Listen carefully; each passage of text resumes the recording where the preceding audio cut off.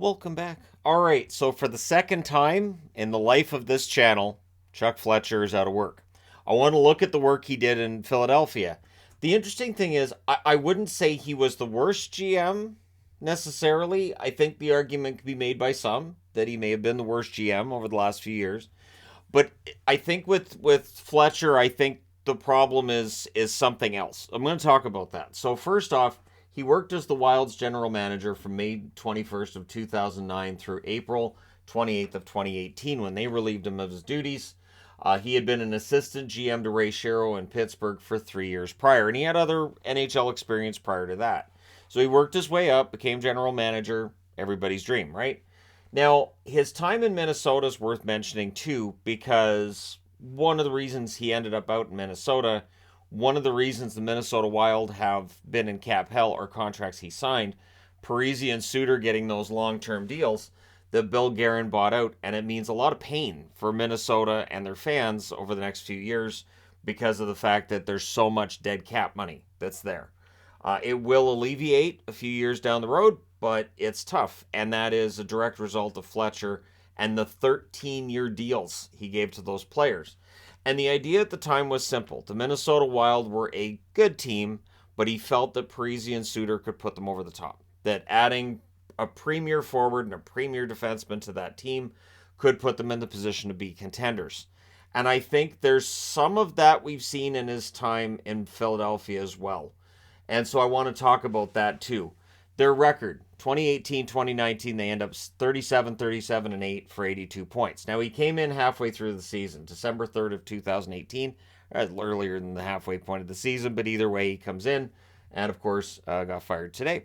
But that season ends up being a 500 season. 2019-2020, they had a very good year. They finished 41-21 and 7, 89 points. They almost end up in the Eastern Conference Final that year. And so for Philadelphia coming out of that 2020 season, Chuck Fletcher basically said, I like our group. I don't feel like we need any major changes. I think this team's good. And that was a miscalculation. And so he made moves in the 2020 offseason with the idea of we're fine, we got this set up.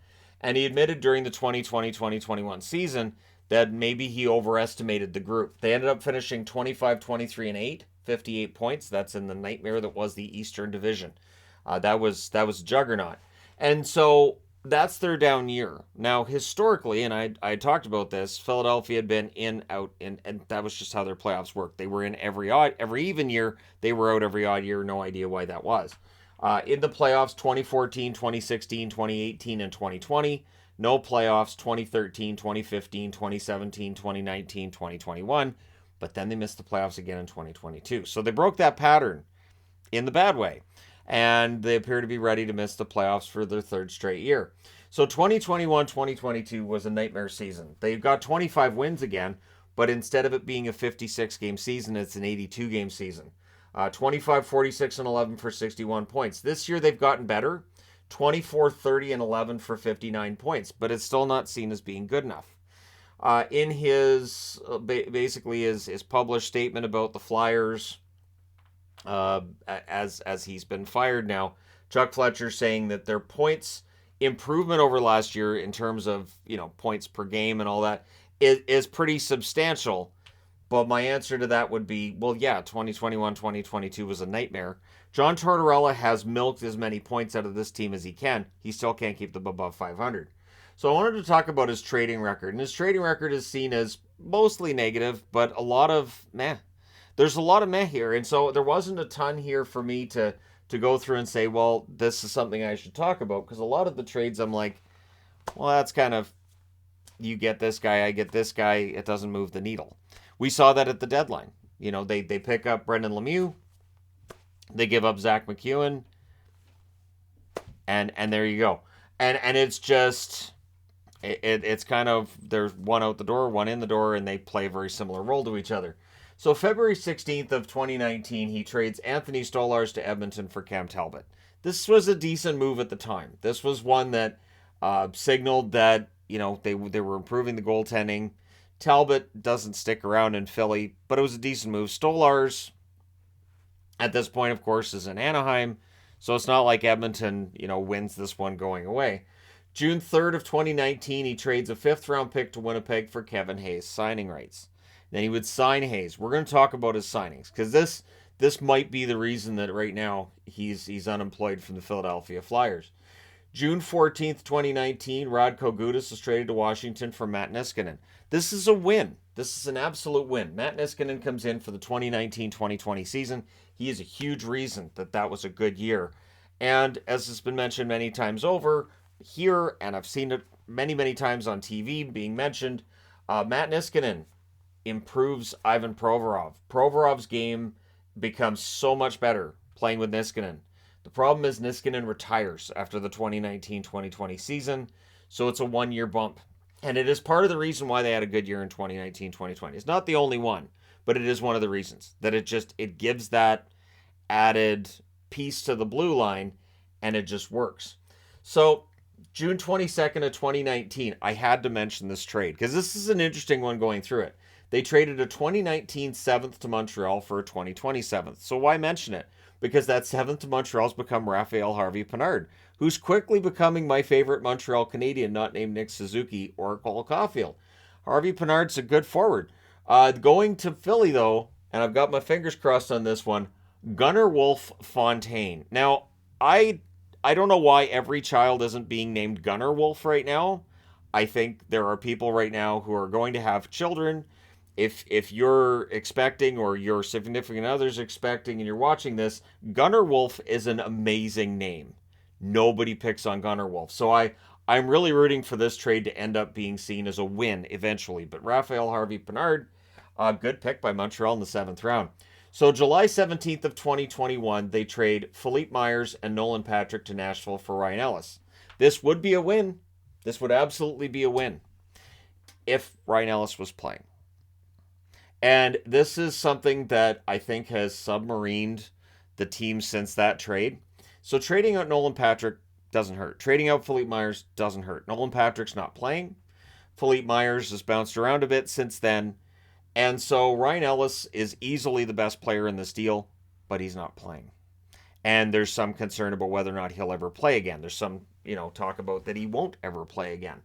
So this is a trade that should have been a win. And then you get into, did they do their due diligence before picking up Ryan Ellis? Was there something that they could have seen that would have said, hey, this guy's damaged goods, and maybe they would have looked somewhere else?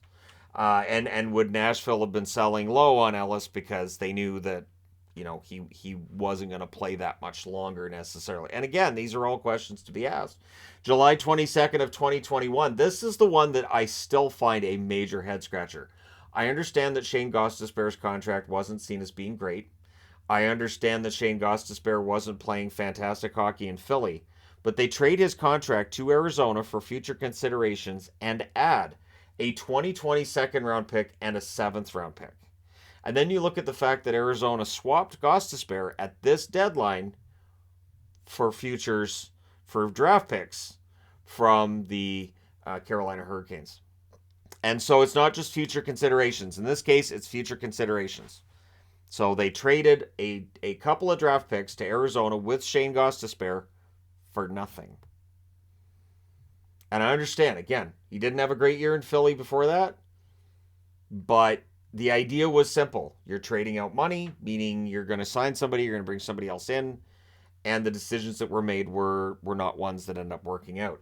July 23rd of 2021, he trades Robert Haig, a 2021 first-round pick, Isaac Rosen, who projects to be a pretty good player for Buffalo, a 2023 second. So there is still a piece in this draft yet to be drafted, or piece in this trade yet to be drafted, in exchange for Rasmus Ristolainen. And we'll talk about Ristolainen again during this video, but that trade is a loss. That trade is a loss because you get Ristolainen, who I remember at the time Buffalo fans saying, really, we got that much? And yeah, it was seen as a high price that was paid by Chuck Fletcher. But when you feel like your team is close, when you feel like, we had a rough year, but we're better than this. All we have to do is add these pieces. That's when a GM's in trouble. It's something I've talked about in relation to Vancouver here. The idea that we're closer than it looks. We're not that bad. And we're starting to hear the same thing now locally as well. It's not that bad. All you need to do is add a defenseman. It's the same idea here. That you're trading out Haig, you're bringing in Ristolainen, and you got to pay a price because Ristolainen is considered to be a good top four defenseman. And it has not worked out in Philly. March 19th, 2022. I'm going to give him a win on this one. So the Florida Panthers acquire Claude Giroux, German Rubtsov, Connor Bunnaman, and a 2024 fifth round pick. So there's still a draft pick that hasn't been drafted yet. But Philadelphia gets Owen Tippett, a 2023 third, and a 2024 first round pick that's top 10 protected. So in the event that Florida pick is top 10, it switches over to 2025 where it's not protected. That, to me, that trade is a huge win. However, you'll notice there's no trades from this year. There's nothing beyond that because at the deadline, you have the Lemieux trade, which really isn't a big deal. And the reaction after that really quiet deadline from Philadelphia, where they almost traded Van Riemsdyk. They almost did from Detroit for Detroit there, but Detroit couldn't make the money work, so the trade never went through. And Elliot Friedman is saying that the Flyers had planned to fire Chuck Fletcher at the end of the season, but the reaction to the trade deadline and the lack of movement by Philadelphia moved it up. What's interesting is that the pending UFA list for Philadelphia isn't that long. You've got Van Riemsdyk, you've got Lemieux, and you've got Braun. What's that? Yeah, Brendan Lemieux's on an expiring contract. It's weird to add a guy as a rental when your team has a record like that. And you're trading, it's just weird, right? It's McEwen and it's Lemieux. And I mean, if you want to re-sign Lemieux, okay, but Lemieux does not move that needle closer to the playoffs if you're the Philadelphia Flyers. So I want to talk about his signings because, again, with Minnesota, that was really kind of what pooched him there. And he ended up being out of work April 23rd of 2018. And then December 30th, he's hired by Philadelphia to be their new general manager after they fired Ron Hextall. And Hextall had some bad contracts there, too. In going through for this video, there were a couple contracts on Philly. It was like, hey, who signed that JVR contract? Oh, yeah, that was Hextall. And a couple others as well. So this has been a Philadelphia theme. Whoever does replace him as the permanent replacement, and Daniel Briere right now is the interim, maybe give him a shot at it. He was in line for the Montreal job until Kent Hughes got it. So I think Briere should get a real shot at running things a bit and see what he can do. It's a shame they didn't make this move before the trade deadline. But on March 10th of 2022, he signs Ristolainen to an extension of $5.1 million for 5 years. And no one liked that contract when it was signed. I saw no praise for that contract whatsoever, which is odd. Almost any contract when it's signed, you can find someone to defend it. JT Miller defender right here. But the reality is that contract was seen as a bad one. And again, it's made with the idea that, okay, Ristolainen's going to have this bounce back year. He's a good top four defenseman, and we've got this all set up. And the reality is, it just has not worked. Ristolainen's had a nightmare of a season, which didn't help his job security, his being Chuck Fletcher's. Sanheim, October 13th of 2022, signs an extension that kicks in this coming year, $6.25 million for 8 years. He's been a healthy scratch at points. He had a really, really bad start to the season. So the Sanheim deal already looks like it's going to age poorly. And that it's way too much term and probably way too much money. And so that's, $11.35 million between Ristolainen and Sanheim. And you're weighed down by those contracts for a while yet. Unless the new GM comes in and buys them out. And if you buy them out, well, you're going to have the cap penalties. You're going to be going through a similar situation to what Minnesota's going through right now with having to buy out the Parise and Suter contracts. It just doesn't work. On June 18th of 2019, he signs Kevin Hayes to an extension. One we've debated on this channel since then. $7.142 million for 7 years. Now, the first year of that contract, I said, this contract works for Philadelphia. Kevin Hayes is playing really, really well. It only works in Philly. It wouldn't have worked if he'd signed that in Winnipeg. It wouldn't have worked if he'd signed that with the Rangers. But right now, I don't know that contract has aged well at all. I don't know. And again, you're looking at these contracts. So now you've got Hayes at $7 million, Sanheim at $6 million, Ristolainen at $5 million. That's like what? Almost $18.5 million of their cap on those three players. And I don't know that any of the three move the needle, so they're closer to the playoffs. And that's always the question I ask myself when I see a contract that's $5 million and up. Does this player get you closer to the playoffs? And if the answer is no, then again, in the back of my mind, I think you could probably spend that money elsewhere. I do my best not to criticize GMs. I've never said I don't understand why this guy's got a job in a video on the channel. I've said it privately. Sure. Might I say it at the odd meetup? Yep. But in a video on the channel, which is going out to the public, no. Because again, it's not an easy job. It's easy for us as fans to get all upset. But when you've got contracts that people just think that seems high for that player, and you've got multiple contracts that seem high for that player, it adds up. And when you've got a team that you think in 2020, hey, we're close. And hey, I bought in. Philadelphia at the time of the pause in March of 2020, I had them number one in the power rankings. I thought, this could be a year that Philadelphia finally gets their first championship since what, 1975? They weren't close. And it ended up being a mirage. They fall out the following year. Tough division, though. Maybe when they're back in their own division, it'll get better. And it didn't. And then it just keeps adding up. And the problem with this team this year is, Chuck's right, the points percentage has gotten better than it was the year before. But what is the future? What does it look like? And the answer is it's muddied by some of these contracts that get signed. It's muddied by some of the trades that get made as well. If you're a general manager that signs guys to too much money, but you make really good trades, you keep your job. If you make iffy trades, but the contracts you sign are really, really good, you can probably keep your job.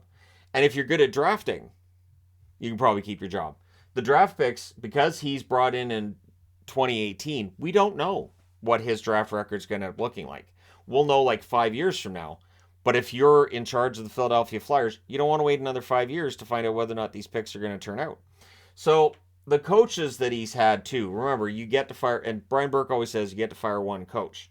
So he comes in 2018, 2019, Hackstall's out, Scott Gordon takes over, interim coach, and then Alain Vigneault comes in 2019, 2020. That's his coach. Vigneault sticks around until last year, 2021, 2022, and then when he got fired, Mike Yeo came in. And I was of the belief, and I think there were others that felt this too. Mike Yeo came in. They had no chance at the playoffs. I don't think they were worried about the team's record or anything. So there wasn't really any pressure to hire a new coach. This year, John Tortorella's come in. So that's really where we're at. Now, what's going to be interesting is, does the new general manager keep John Tortorella? I think the answer is yes. And the reason's simple. This team that's 24, 30, and 11 shouldn't be. This is not a very well-constructed team. They have gutted out some points here. They have played really strong defense. The shot blocking, your standard hallmarks of Tortorella hockey are there. This is a team that with the right additions in the offseason will get better. I'm not saying playoffs better, but they'll get better. The question is, does a new GM come in and add those guys and end up spending too much money?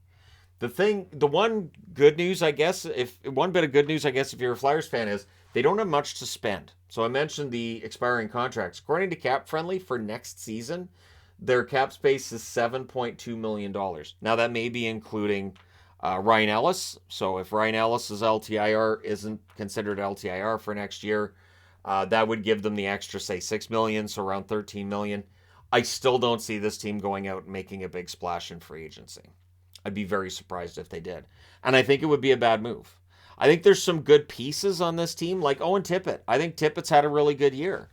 I think that Konechny's an excellent forward. I think that Provorov, while he's been up and down since the retirement of Matt Niskanen, there's still something there.